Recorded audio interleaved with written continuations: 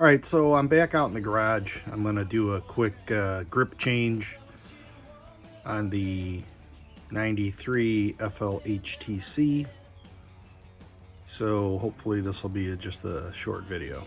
All right, so this grip actually pulled right off, and I smeared a little adhesive on there and slid the new grip right on. I like the stock Harley grips, which I can't seem to find anymore, so this is a Biker's Choice grip, which I had to modify a little bit to get the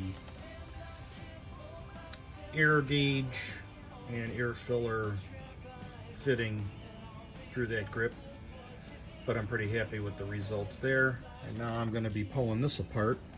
I pulled the two screws out, got the cap loose. Gonna loosen up the throttle cables and the idle cable and swap that out, and then see what the results are. All right, so I got it apart.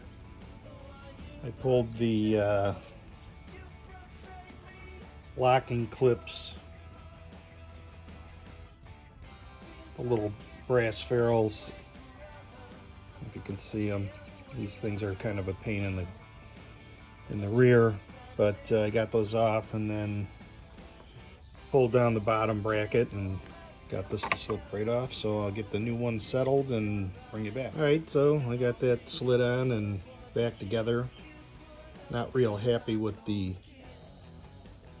white showing through, but I guess that's what I gotta live with. But I'm happy because my hands were really fatigued on that last ride, so hopefully this is gonna get me more comfortable, which is, like I said before, more of the style that I like. Seems to be better on my hands. So all right, well, I got it buttoned up. I'm gonna be locking down my cables here, and that'll be it. So if you like what you see, maybe throw a like or subscribe, and thanks for watching.